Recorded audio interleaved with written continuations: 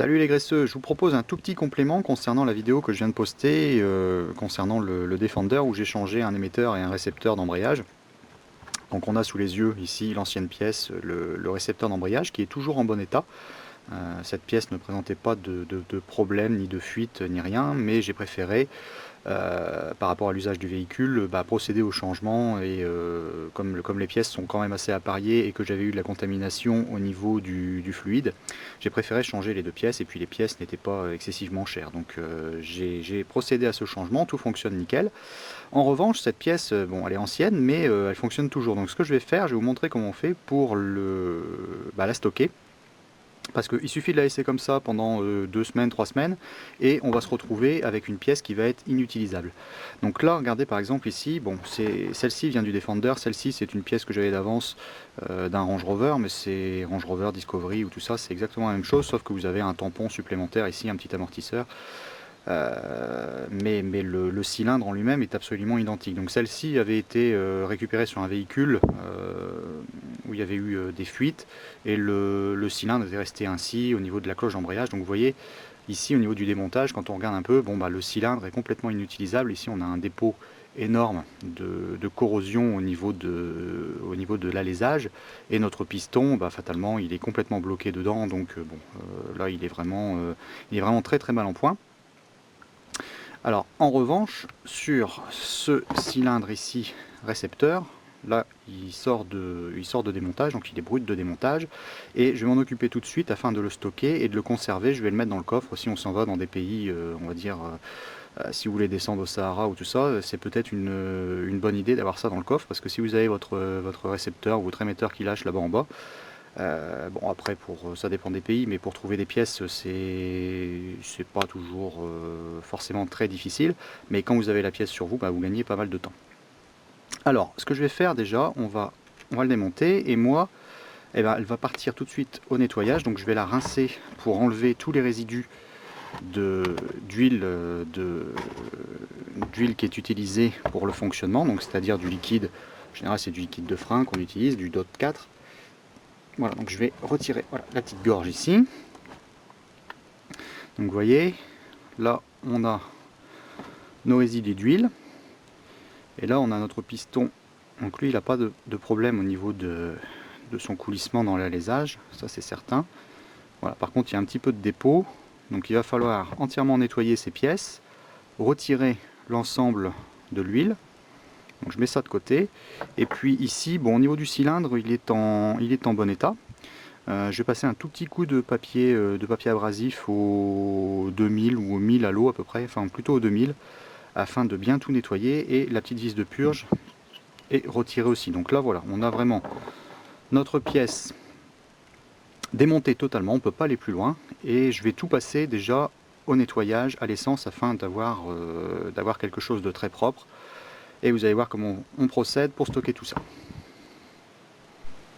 Bon voilà, tout sort du nettoyage, donc ça a été entièrement rincé à l'aide d'essence et j'ai ressoufflé l'ensemble des pièces. Donc on a vraiment toutes les pièces qui sont débarrassées de cette huile de fonctionnement. Et alors maintenant, la seule solution pour éviter d'avoir cette corrosion qui va aller grignoter toutes les surfaces qui ont été parfaitement nettoyées et donc qui ne sont plus protégées par un film d'huile, c'est de les huiler de nouveau. Alors vous avez la solution d'utiliser de l'huile moteur, vous balancez dessus et puis vous remontez l'ensemble de la pièce, ou alors vous pouvez passer sur une graisse comme celle-ci. Donc ça c'est de la graisse que moi j'utilise par exemple quand je refais des cardans. C'est la graisse qu'on trouve à l'intérieur des soufflets, donc celle-là elle est fortement adhésive et elle est collante, elle se met vraiment partout, et par rapport à de l'huile ça va s'assécher beaucoup moins vite. On va toujours avoir des résidus qui vont rester. Donc cette solution là je la préfère également. Ou alors on passe sur la graisse qu'on utilise par exemple pour remontage de... Moi j'utilise ça pour les étriers, tout ce qui est piston d'étrier, et également les fonctionnements, les cylindres de roue arrière par exemple, des cylindres comme cela, voilà, des cylindres de frein. Alors celle-là elle est hyper adhésive, elle est vraiment très bien. Bon là ici pour protéger ça je vais simplement barbouiller avec celle-ci, et lors d'une utilisation du véhicule, si je prévois de remonter cette pièce, et ben il me suffira simplement de reprendre un petit fond d'essence, un petit fond de gasoil, peu importe ce que je vais trouver à ce moment-là.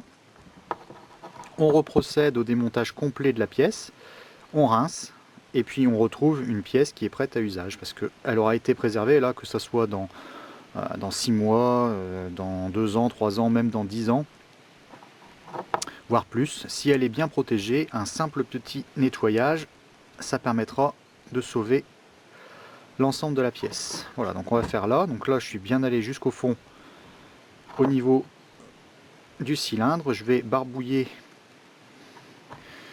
ici au niveau de cette pièce également, bien protéger le système de ressort ici. Donc là pareil, on barbouille. Voilà. Ici à l'intérieur également, là où on a notre tige de poussée.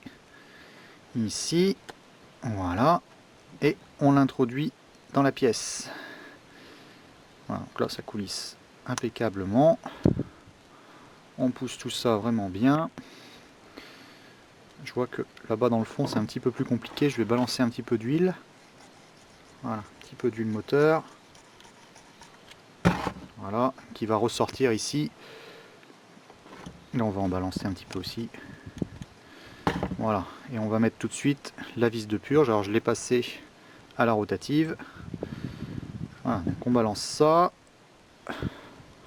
Son petit capuchon de protection. Voilà. Ici, je vais boucher le trou à l'aide de cette graisse.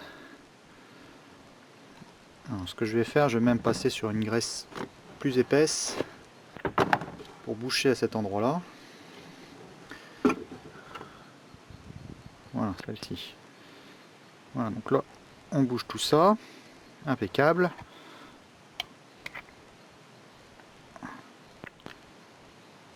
Voilà. Et on va remettre en place le caoutchouc.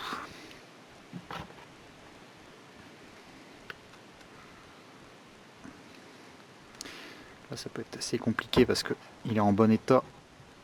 Voilà, impeccable. Et là, au niveau de l'extérieur de la pièce, bon là c'est un peu moins important.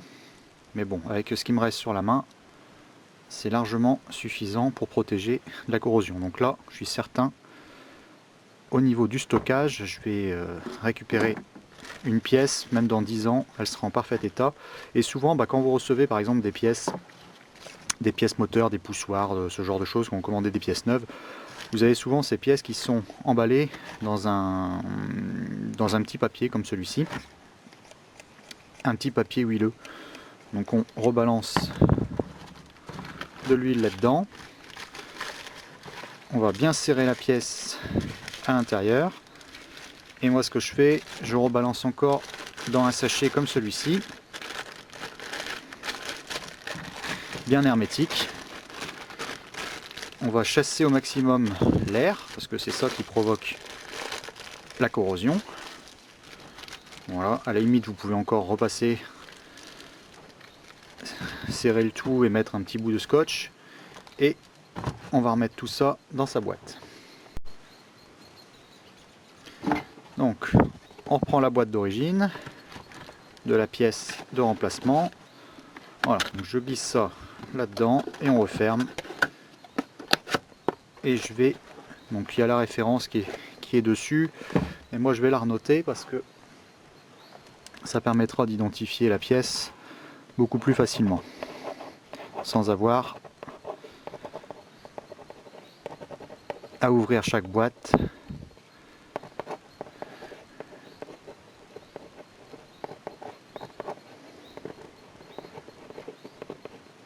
Voilà, récepteur, défendeur, TD5, voilà, et même au pire, pourrait encore me servir pour un autre véhicule, puisqu'on a vu que c'est une pièce qui de toute façon est compatible avec d'autres véhicules de la marque. Voilà, donc là celle-ci je vais bien stocker ça de côté, et puis en cas de raid à l'étranger ou ce genre de choses, et bien ça viendra compléter le type de pièce qu'on embarque pour éventuellement faire face à une panne quand on est assez loin de la maison. Voilà, donc c'est vraiment l'une des meilleures façons de stocker. C'est pas garanti à vie non plus, mais ça va faciliter énormément les choses quand même. Parce que si vous stockez ce genre de pièces, là, si je le mets sur une étagère et puis que dans 6 mois je reviens dessus, elle sera pas loin d'être dans cet état-là, hein, et là on peut plus rien en faire. Donc c'est dommage, c'est pas que ça vaut vraiment beaucoup d'argent, mais pour un usage par exemple de véhicule qui fait uniquement du franchissement ou un usage vraiment local, quand on habite en campagne comme moi, ça peut très bien rendre service, ou même pour dépanner des copains. Voilà, donc une petite astuce, il n'y en a vraiment pas pour longtemps, vous y regagnerez par rapport même à recommander une pièce et toujours attendre après, parce que bon, quand on est face à un problème, c'est plus simple d'aller dans le fond du garage et de choper la pièce et de la remonter que quelquefois attendre après une livraison quand on n'a qu'un seul véhicule. Ça peut être problématique. Allez, à plus les graisseux, moi je retourne, j'ai d'autres choses à faire. Ciao.